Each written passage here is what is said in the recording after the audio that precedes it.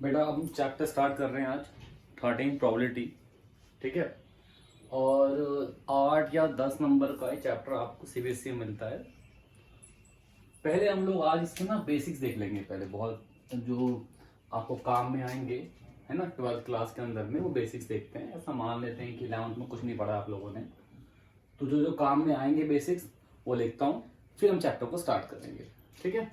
तो बेटा पहली चीज है, तुम सबको पता ही है, प्रोबेबिलिटी में बेसिक्स में अगर हम जाएंगे तो बहुत वो बच्चों वाला काम, मैं सैंपल स्पेस लिख रहा हूं।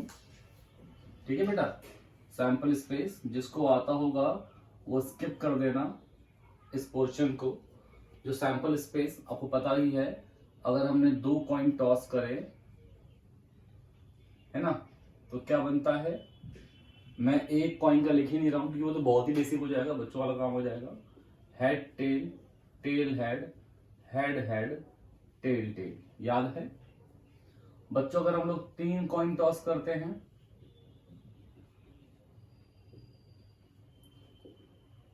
तो बच्चों क्या बन जाता है, याद होगा। Head head head, head head tail, head tail head, tail head head, फिर tail tail tail, tail tail head, tail head tail, head tail tail, याद है। तो हम इन जनरल कहते हैं कि अगर हमने n टाइम टॉस किया है, अगर हमने n टॉस किए हैं तो 2 की पावर n एलिमेंट्स होते हैं सैंपल स्पेस में। ठीक है। जैसे कि आप देख सकते हैं कि अगर 2 बार टॉस किया, 2 की पावर 2, 4 एलिमेंट्स थे, 2 की पावर 3, 8 एलिमेंट्स थे। तो ऐसे ही 2 की पावर n एलिमेंट्स होंगे n टॉस में किसी भी कॉइन के सैंपल स्पेस के लिए। ऐसे ही सैंपल स्पेस अगर मैं बात करता हूं डाइस के लिए, तो आप सबको पता है डाइस के लिए क्या होता है। 2 अगर हम टॉस करते हैं तो वो क्या होता है बेटा, याद है। 1 1 से लेके 1 2 1 3 से कहां तक, 1 6 तक, फिर चलता रहता है कहां तक, 6 6 तक, है ना। और 6 की पावर 2 अगर मैंने 2 डाइस को टॉस किया तो 6 की पावर 2, 36 एलिमेंट्स इसके अंदर में आते हैं। ये बहुत बेसिक्स हैं, सब जानते होंगे इस बात को, है ना। तो ये आपके हो गए सैंपल स्पेस, जो बहुत ज्यादा काम में आ जाते हैं, वो डिस्कस कर लिए मैंने। ऐसे ही कि अगर n बार आप किसी डाई को थ्रो करोगे, n थ्रोज के लिए 6 to the power n elements बनते हैं सैंपल स्पेस के अंदर में। ठीक है। फिर थोड़ा आपको बेसिक आना चाहिए था परमुटेशन एंड कॉम्बिनेशन का, बता देता हूं आपको मैं। जैसे कि आपसे मैंने कहा कि एक कार्ड है, ये सब बेसिक सीख लो। एक कार्ड है, उस कार्ड में से, मतलब आपको पता है कि डेक ऑफ कार्ड्स हैं, और डेक ऑफ कार्ड्स में कितने कार्ड्स हैं, 52 कार्ड्स हैं। ठीक है। मुझे 52 कार्ड्स में से 5 कार्ड निकालने हैं। ठीक है। क्या करने हैं, 5 कार्ड निकालने हैं। अब मैं कहता हूं कि उन 5 कार्ड में एक कार्ड क्या आना चाहिए, किंग आना चाहिए। तो हम क्या करते हैं, इसको डिवाइड कर देते हैं 2 पार्ट में। हम कहते हैं भैया किंग की बात कर रहे हो तो 4 किंग यहां कर दो, और बाकी जो 48 कार्ड्स हैं उन्हें यहां कर दो। ये 480 नहीं है, 48 अदर कार्ड। तो हम कह रहे हैं कि हमें 5 कार्ड निकालने हैं, हमें 5 कार्ड निकालने हैं। उन 5 कार्ड में से एक क्या होना चाहिए, किंग होना चाहिए। हमें 5 कार्ड निकालने हैं, उसमें से एक का होना चाहिए, किंग होना चाहिए। तो भाई अगर हमने 5 में से एक कार्ड किंग लेके आना है, तो मतलब एक जो किंग आएगा, जो एक किंग आएगा वो तो यहां से आएगा बच्चों, और बचे हुए 4 कार्ड कहां से आएंगे, यहां से आएंगे। ठीक है। तो उस केस में क्या बना, 4C1, कि मैंने इन 4 में से एक कार्ड निकाला, मल्टीप्लाई 48C4। क्लियर, समझ गए, कोई दिक्कत नहीं है। तो ये बेसिक्स हैं। बस थोड़ा सा रिवाइज करवा रहा हूं आपको, ताकि क्वेश्चन करते हो तो आपको ज्यादा दिक्कत ना आए।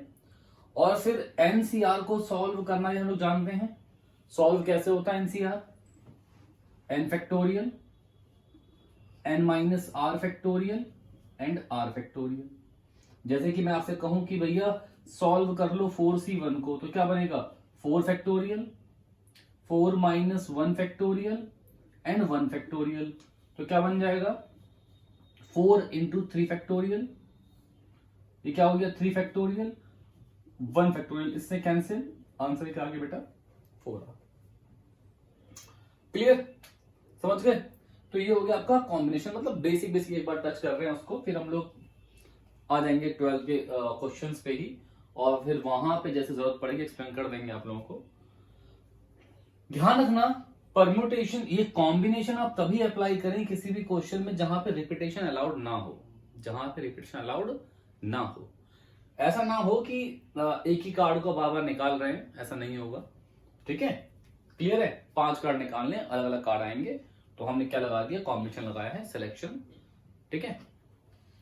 नेक्स्ट चीज थी कुछ वेन डायग्राम्स जो पता होने चाहिए थे आपको। इसको हम बोलते हैं यूनिवर्सल सेट, जिसे हम लोग सैंपल स्पेस भी कह सकते हैं प्रोबेबिलिटी वाले केस में। ठीक है? उसके बाद बच्चों, यहां पे मैं मान लेता हूं एक सेट ए है, यहां पे फिर एक सेट बी है। ठीक है ना? ये जो पोर्शन है, ये जो ये बीच का पोर्शन है, इसे आप कहते हैं इंटरसेक्शन। क्लियर? ठीक है? अच्छे से बात याद रखना। मैं सारे वेन डायग्राम ड्रॉ कर देता हूं आप लोगों के लिए। अगर मतलब कि ये रिप्रेजेंट कर रहा है दोनों ही सेट के बीच का कॉमन पार्ट। अगर दोनों सेट, ये सेट ए है, ये सेट बी है, अगर वो कहता है यूनियन, अगर कहता है यूनियन, तो इसका मतलब है कि आप कंप्लीट की बात कर रहे हैं।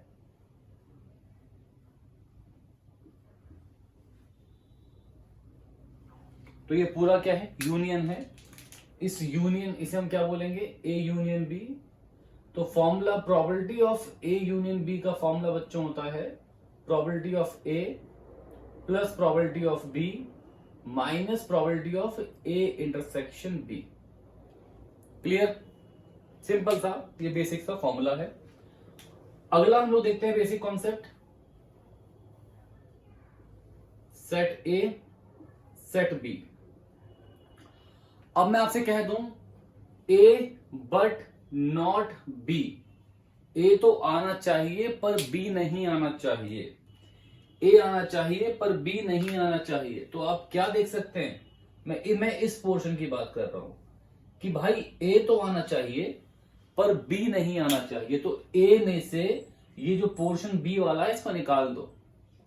क्लियर? क्योंकि ये कॉमन पोर्शन है, यहां पे ए भी आ रहा है, बी भी आ रहा है, और डिमांड क्या क्वेश्चन की कि ए आना चाहिए बट बी नहीं आना चाहिए। तो क्या करो? इस ए में से बी को हटा दो, जिसको हम लिख सकते हैं probability of A minus probability of A intersection B.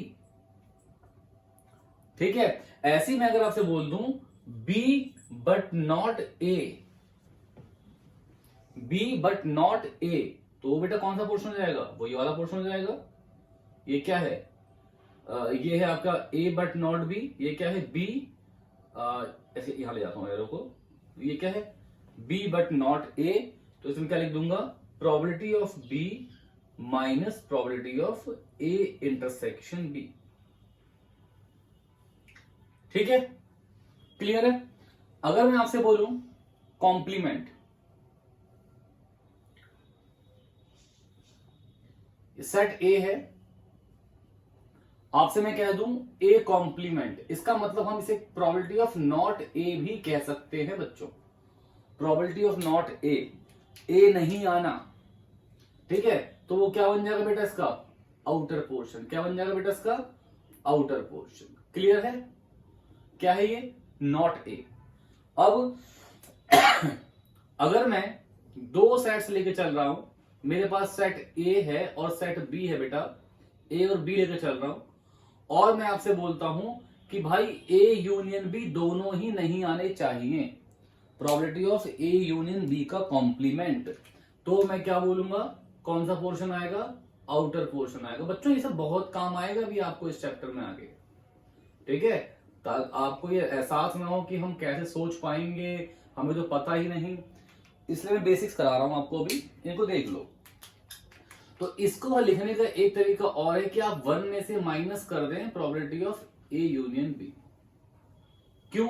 क्योंकि भैया सैंपल स्पेस के चांसेस तो 1 ही होते हैं, प्रोबेबिलिटी ऑफ सैंपल स्पेस क्या होता है, 1 होता है ना, ठीक है, क्लियर है। नेक्स्ट मैं आपसे कह दूं, अब एक बात ध्यान रखना, probability of A union B का कॉम्प्लीमेंट इक्वल है probability of A complement intersection probability of B complement के,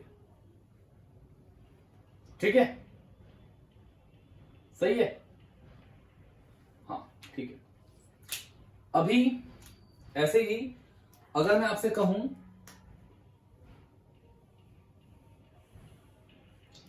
कि ए इंटरसेक्शन बी पूरे पे कॉम्प्लीमेंट है तो क्या होगा, तो फिर तो बड़ी ऑब्वियस सी बात, तुम समझ गए होंगे सब बच्चे कि भाई बस ये जो बीच का पोर्शन है इसको छोड़ के इसका कॉम्प्लीमेंट, इसको छोड़ के बाकी सब कुछ आएगा, ठीक है। तो हम कह सकते हैं कि भाई 1 में से मैंने क्या माइनस कर दिया, probability of A intersection B को, sorry A intersection B minus कर दिया, ठीक है, क्लियर है। अगर मैं आपसे कह दूं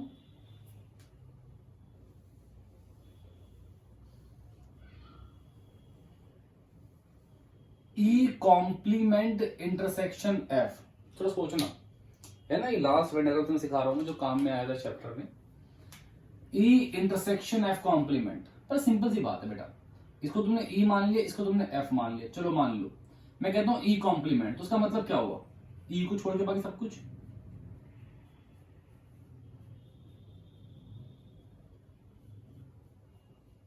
है ना, ई को छोड़ के बाकी सब कुछ, ये क्या हो गया आपका ई कॉम्प्लीमेंट। बच्चों फिर मैं बोलता हूं एफ, एफ एफ ये पूरा है,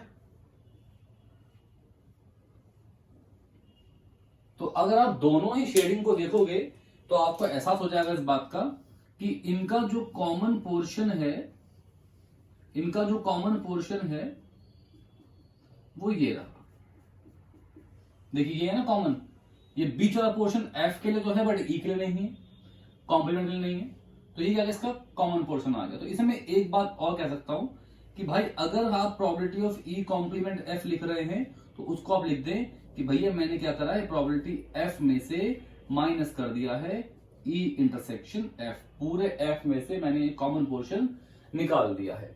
तो ये कुछ बेसिक चीजें हैं जो आपको याद रखनी है प्रोबेबिलिटी चैप्टर में करते वक्त, ठीक है। ये सब काम में आएंगी, पक्का काम में आएंगी, जिसको नहीं पता है वो देख लेना, जिसको आता है उस तरह से क्या ही कहने वो कर ही लेगा, ठीक ठीक है बच्चों। तो अब हम 12th के जो प्रोबेबिलिटी उस पर आ जाते हैं, है ना। तो पिछली वीडियो बेसिक्स की थी, वो देख लेना जिसने नहीं देखी है। प्रोबेबिलिटी में कंडीशनल की अगर मैं बात करता हूं, देखिए इसका मतलब क्या है, इसका मतलब ये है कि जैसे probability of E intersection F, यहां पे सॉरी ई गिवन है, इसका मतलब क्या है, इसका मतलब है probability of A, probability of E given that F has already occurred,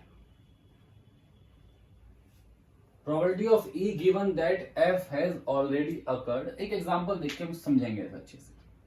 मैंने कहा आपसे कि भाई आपने 2 कॉइन टॉस कर दिए और 2 कॉइन को टॉस करने का सैंपल स्पेस क्या है, ये रहा। मैंने कहा आपसे आपने 2 कॉइन टॉस कर दिए, अब आपने 2 कॉइन टॉस करे तो मैं यहां पे एक इवेंट मान रहा हूं, ए इवेंट मान रहा हूं, किसका, हेड अकर होने का, ठीक है। मैं एक इवेंट बी मान रहा हूं, और वो मान रहा हूं मैं already sorry at least one tail, at least one tail. तो देखिए अगर मुझे probability of A by B निकालना है तो क्या मतलब बनता है, इसका मतलब ये बनता है कि head occurs at least one tail, ठीक है ना। चांसेस क्या है हेड आने के, चांसेस क्या है हेड आने के, गिवन ये है कि यार एटलीस्ट एक टेल तो पक्का आएगा।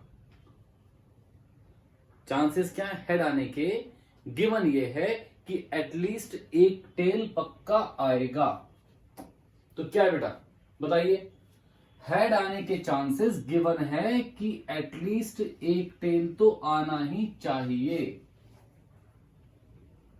तो इसका एक फॉर्मूला भी है, तो हम यहां पे फॉर्मूले को और इसको लिंक कर लेंगे अच्छे से। फॉर्मूला है probability of A intersection B divided by probability of B. यह है फॉर्मूला किसके लिए बेटा, कंडीशनल के लिए, ठीक है। अब देखिए एक जो इवेंट ए है उस इवेंट ए में क्या क्या एलिमेंट्स आ रहे हैं, हेड अकर्स। तो भाई हेड यहां पे आ रहा है, यहां पे आ रहा है, यहां पे आ रहा है। बी,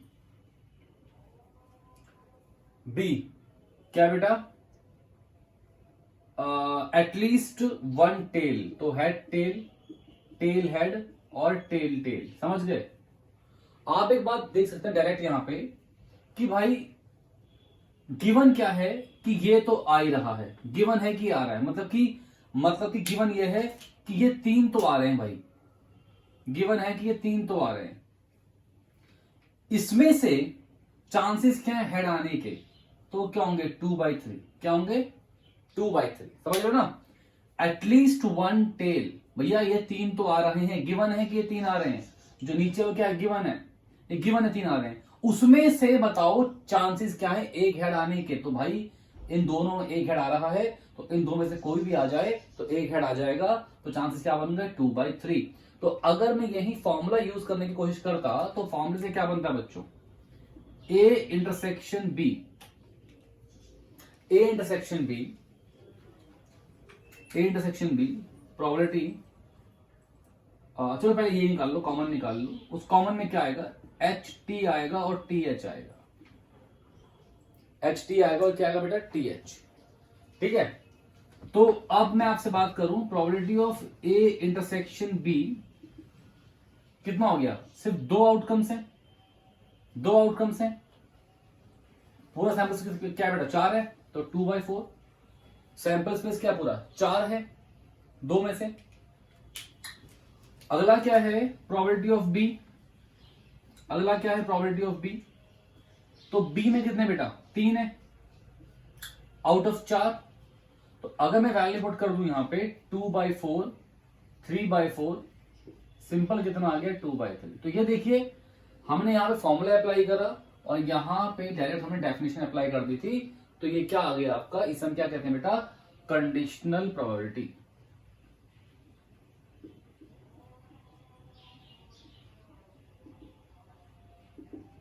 ठीक है, कि जहां पे आपको एक इवेंट के बारे में बताना हो चांसेस उसके, और गिवन हो आपको ऑलरेडी एक इवेंट क्या हो, गिवन हो कि ये तो हो रहा है, तो ऐसे को हम लोग क्या बोलते हैं, कंडीशनल प्रोबेबिलिटी कहते हैं। ठीक है, नोट करिए। तो अब बच्चों समझने के लिए उस कॉन्सेप्ट को हम दो एग्जांपल्स और देखते हैं, एनसीईआरटी के ही हैं। ठीक है, सॉल्यूशन 1 देखते हैं पहले इसका। एक फैमिली में दो बच्चे हुए, प्रोबेबिलिटी बताइए कि दोनों ही जो चिल्ड्रन हैं वो बॉयज हैं, given that at least one of them is a boy. ध्यान रखना, अच्छे से पढ़ना।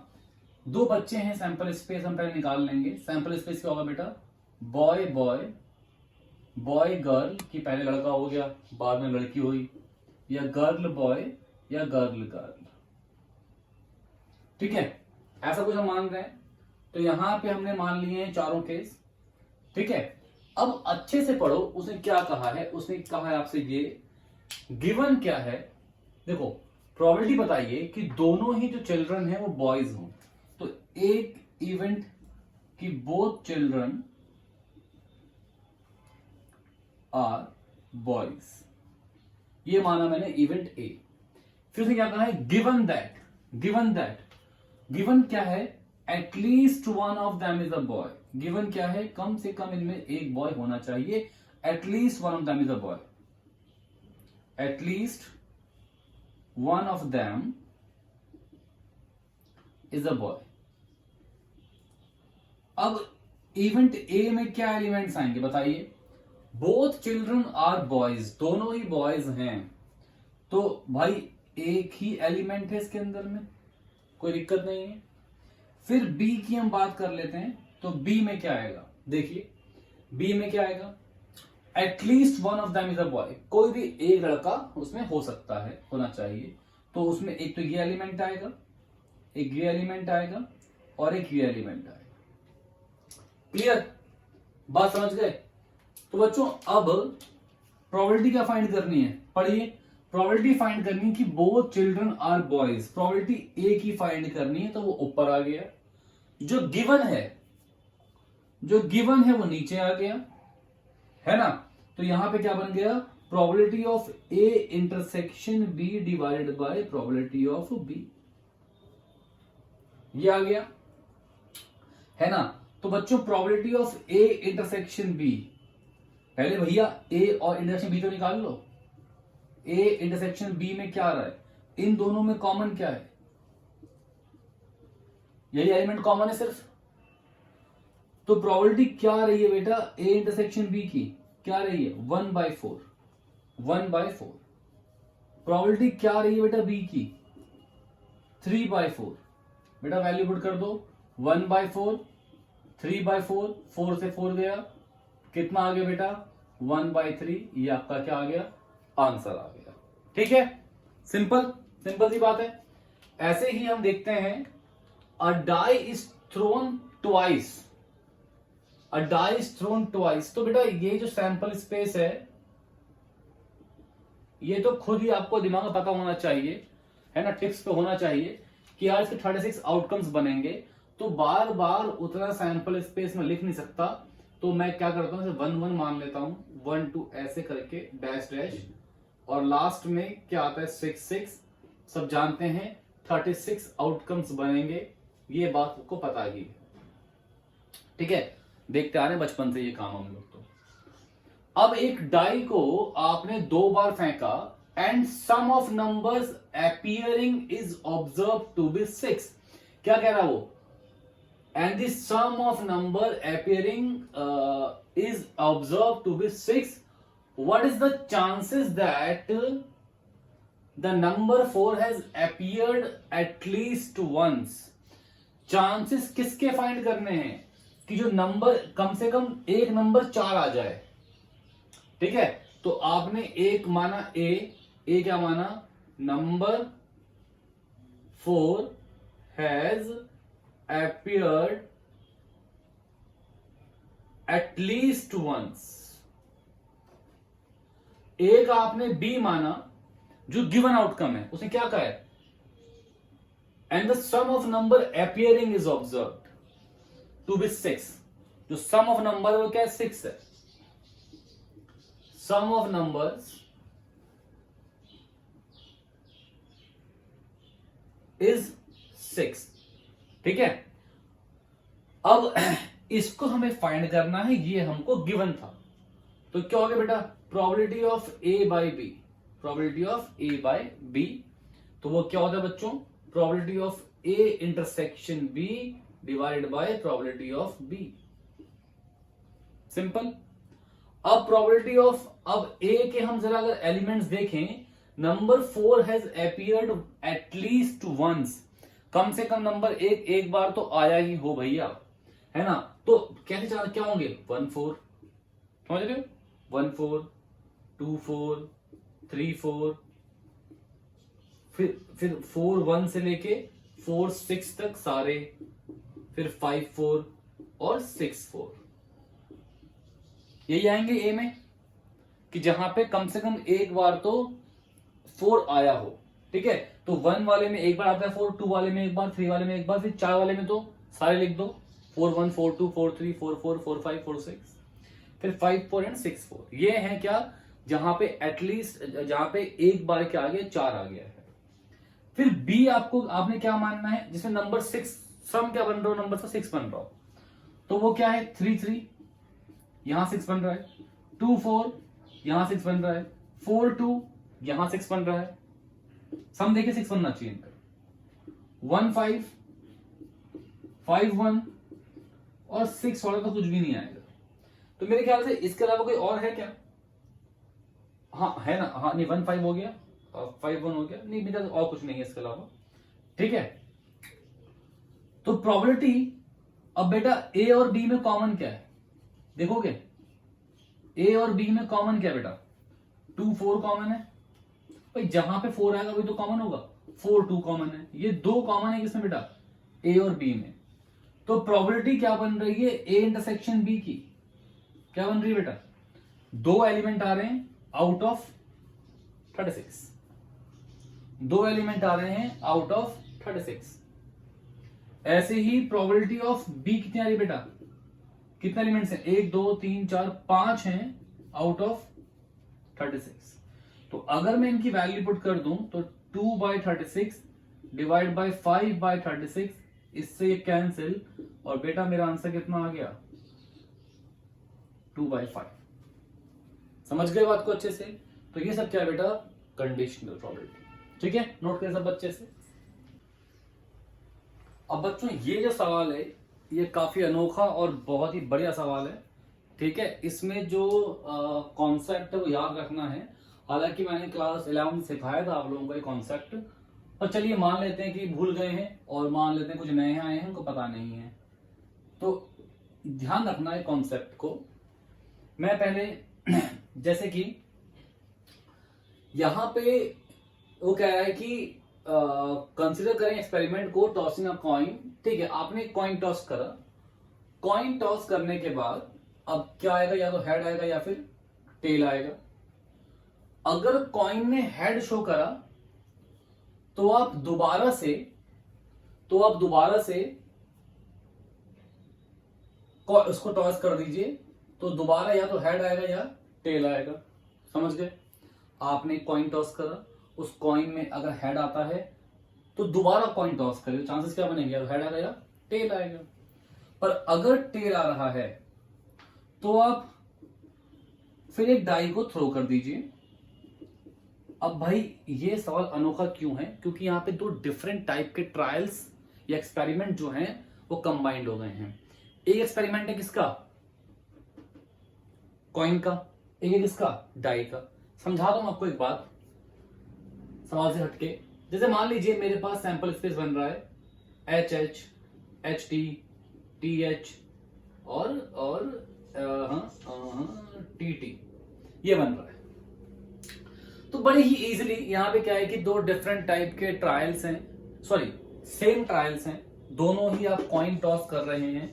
तो मैं अगर आपसे कहूं ना कि प्रोबेबिलिटी क्या होगी HH के आने की, तो आप पता है क्या बोलेंगे, आप कहेंगे सर 1/4 होगी। भैया एक एलिमेंट है आउट ऑफ 4, बिल्कुल सही कह रहे हैं आप, जीत गए।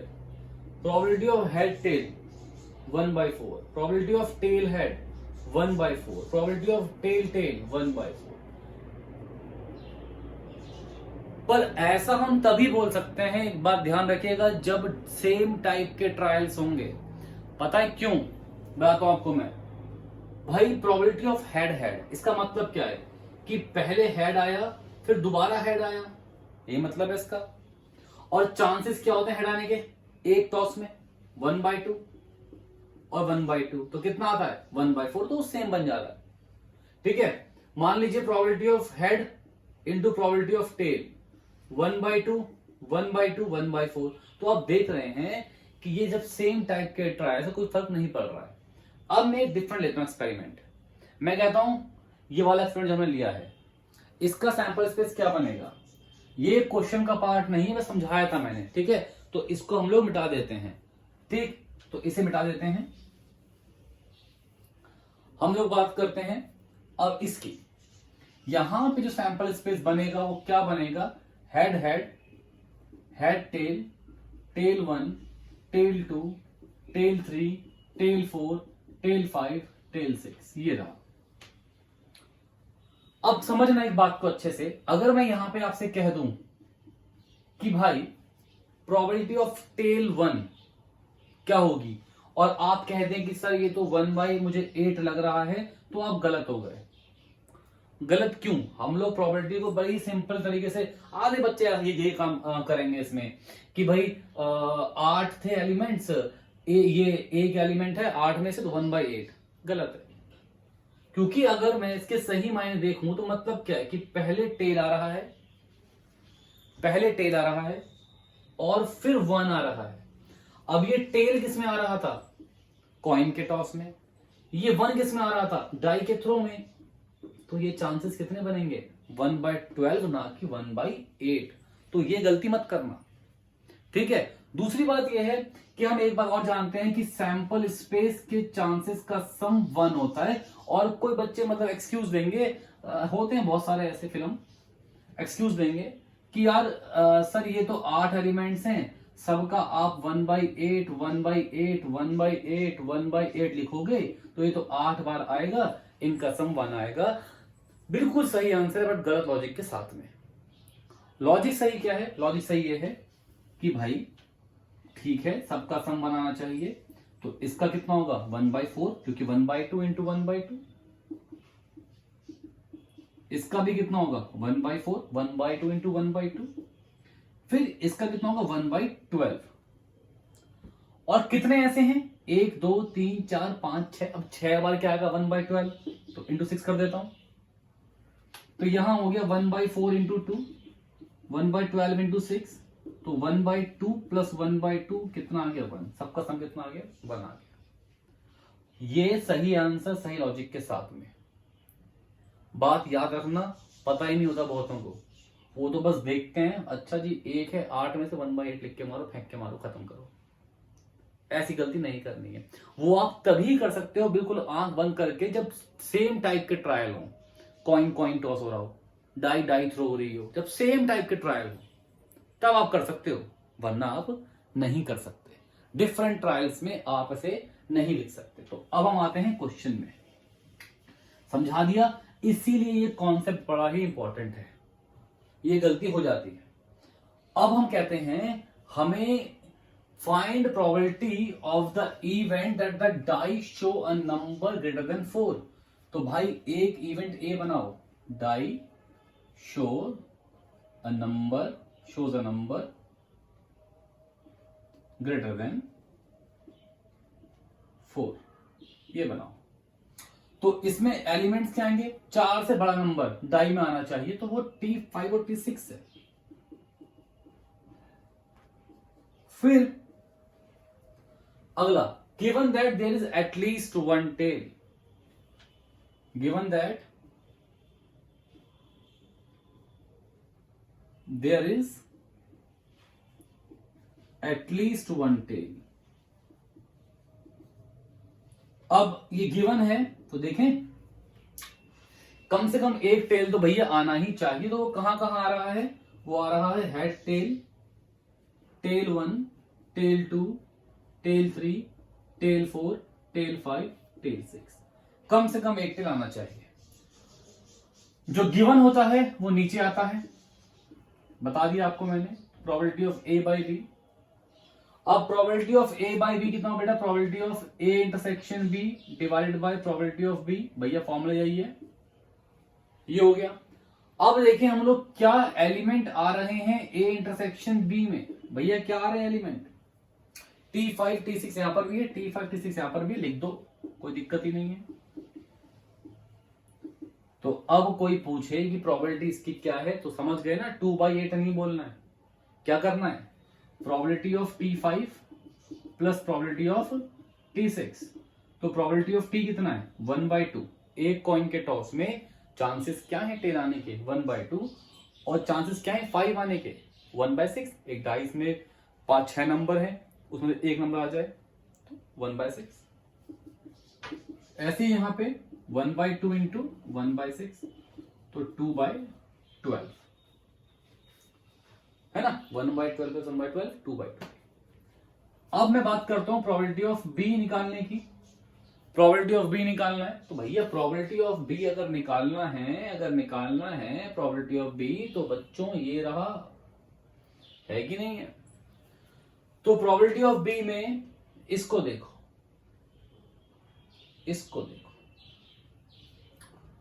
Probability of H T plus probability of T1। अब देखो T1, T2, T3, T4, T5, T6 सबके चांसेस इक्वल आएंगे, समझा चुका हूं मैं अभी आपको। तो मैं सीधे सीधे इसे इंटू 6 कर दूं, कोई दिक्कत ही नहीं, ठीक है। तो प्रोबेबिलिटी ऑफ एच टी मतलब 1/2 into 1/2, probability of T 1/2, probability of 1/6 into 6। तो बच्चों ये क्या आ गया आपका 1/4 प्लस 6/12। इसका बेटा एलसीएम कितना आएगा? 12 आएगा एलसीएम, 3 से इंटू 9/12। तो अब अगर मैं बच्चों probability of A by B निकालना चाहूं तो कितना आएगा?